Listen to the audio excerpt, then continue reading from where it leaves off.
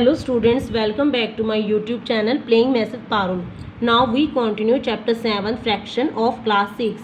इसमें आगे आपके पास है like fraction कि like fraction क्या होते हैं.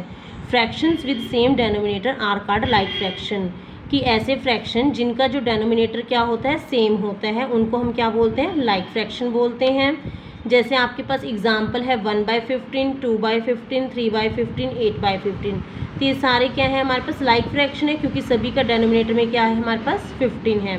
ठीक है, तो इसके बाद आपके पास आता है अनलाइक फ्रैक्शन. अनलाइक फ्रैक्शन क्या होते हैं? Whose denominators are different. अब इसमें क्या था, डेनोमिनेटर सेम था, इसमें क्या है डेनोमिनेटर क्या है डिफरेंट है. जैसे आपके पास आ गया 3/4, 3/7, 5/8.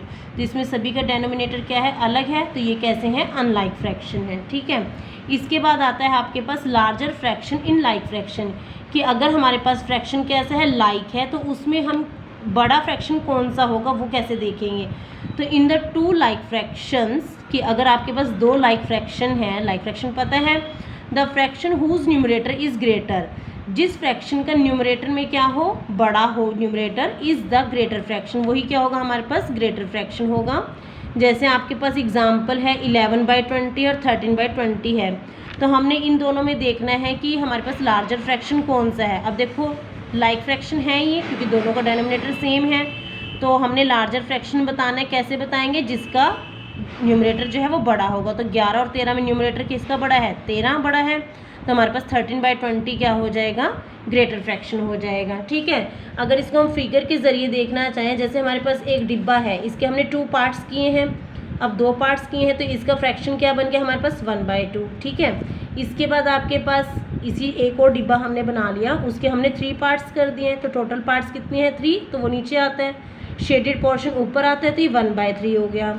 ठीक है, तो अब देखो इसमें ज़्यादा हिस्सा है ना, चीज़ एक ही है लेकिन एक पार्ट जो ऊपर आया है वो बड़ा है, और ये क्या है इसको 3 हिस्सों में डिवाइड किया, इसको हमने 2 हिस्सों में डिवाइड किया है. तो ये हिस्सा बड़ा है और ये हिस्सा क्या है 3 हिस्सों में डिवाइड किया, तो ये छोटा है. तो यानी कि 1/2 जो इस 1/3 से बड़ा हो जाएगा.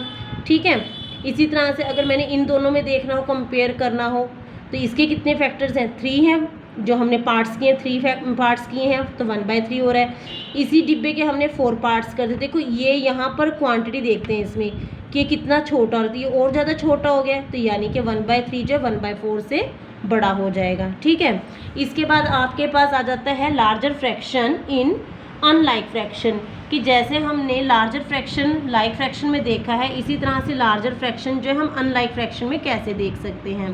तो आपको अनलाइक फ्रैक्शन का पता है क्या होते हैं 1/3, 1/5 जिनके डेनोमिनेटर अलग अलग हैं. ठीक है, तो ये क्या हो गया हमारे पास अनलाइक फ्रैक्शन है. अब एक और चीज़ ध्यान रखने की, जो हमारे पास अनलाइक फ्रैक्शन होते हैं उनका न्यूमरेटर सेम होता है, अगर तो हमारे पास क्या, जैसे 1/3 है तो हमने क्या किया एक डिब्बा लिया, उसके 3 पार्ट्स कर दिए, तो ये हिस्सा हमारा शेडिंग है, तो हमारे पास इसका फ्रैक्शन क्या बन गया 1/3. इसी तरह से जो हमने 1/5 है उसका भी बना दिया, फिर से अगेन फिगर बनाई, इसके 5 पार्ट्स कर दिए और इसका ऊपर 1 है ना, तो फिर से तो 1 पार्ट इसका क्या कर दिया हमने शेड कर दिया, तो इसका फ्रैक्शन हो गया 1/5 की ये फिगर है और 1/3 की ये है. ठीक है, अब देखो फिर से इसमें ज़्यादा है ना, ये चीज़ जगह ज़्यादा है, तो इसलिए 1/3 जो है वो 1/5 से बड़ा हो जाएगा. तो इस तरह से हम लार्जर फ्रैक्शन जो है अनलाइक फ्रैक्शन में भी देख सकते हैं और लार्जर फ्रैक्शन जो है हम लाइक फ्रैक्शन में भी देख सकते हैं. ठीक है, इसके बाद एक एग्जांपल देख लेते हैं हम इसका. जैसे आपके पास आ जाता है कंपेयर 4/5 एंड 5/6. ठीक है, इन दोनों को आपने कंपेयर देखना है कि कौन सा बड़ा है. अब हमने यहाँ चीज़ देखो, हमें क्या है यहाँ पर दोनों के डेनोमिनेटर भी अलग हैं और दोनों के न्यूमरेटर भी अलग हैं. तो अब हम कैसे देखेंगे कि इसमें कौन सा बड़ा है. तो यहाँ पर न्यूमरेटर डिफरेंट है, तो अब हमें ऐसे केसेस में क्या करना होगा, इनके इक्विवेलेंट फ्रैक्शन निकालने होते हैं. जैसे सबसे पहले 4/5 है तो इसके इक्विवेलेंट फ्रैक्शन क्या हो जाएंगे, आप सबसे पहले 4/5 को 4 को 2 से मल्टीप्लाई करेंगे, 5 को भी 2 से करेंगे, तो हमारे पास आ जाता है 8/10. सिमिलरली 4 को 3 से, 5 को 3 से, तो आपके पास आ जाएगा 12/15. तो इस तरह से हम 4-5 केसेस कर लेते हैं. 4 को 4 से किया, 5 को 4 से 16/20, 4 को 5 से, 5 को 5 से 20/25 और एक बार 6 से करें तो 24/13 अप टू सोना आप कितने भी कर सकते हो. ये हमने सारे क्या कर निकाल लिए 4/5 के इक्विवेलेंट फ्रैक्शन निकाल लिए. ठीक है, सिमिलरली हम इक्विवेलेंट फ्रैक्शन निकाल लेंगे 5/6 के। तो 5/6 के इक्विवेलेंट फ्रैक्शन क्या हो जाएंगे, फिर से पहले 2 से मल्टीप्लाई ऊपर नीचे, न्यूमरेटर में डेनोमिनेटर में भी। तो 5 cross 2 is 10, 6 cross 2 is 12। Similarly फिर 5/6 का 3 से मल्टीप्लाई कर लेंगे, 5 की 3 से, 6 की 3 से, आपके पास आ जाएगा 15/18। नेक्स्ट 5 को 4 से, 6 को 4 से, 20/24। फिर 5 को 5 से, 6 को 5 से, हमारे पास क्या आ जाएगा 25/30। और इसके बाद एक और कर लेते हैं 5 को 6 से और 6 को 6 से, तो आपके पास क्या आ जाता है 30/30 अप टू सॉन। तो ये हमने क्या निकाले दोनों के इक्विवेलेंट फ्रैक्शन। अब हमने इन दोनों इक्विवेलेंट फ्रैक्शन में कौन सा लेना है जो दोनों में कॉमन है। यहाँ पर भी 24/30 है, डेनोमिनेटर में 30, इसके भी डेनोमिनेटर में 30। तो दोनों का डेनोमिनेटर क्या हो गया, अब सेम हो गया। अगर किसी का डेनोमिनेटर सेम हो जाता है तो वो कैसे बन जाता है, लाइक फ्रैक्शन। ठीक है, तो equivalent fraction with same denominator कौन कौन से हो गए, 4/5 का 24/30 एंड 5/6 का 25/30।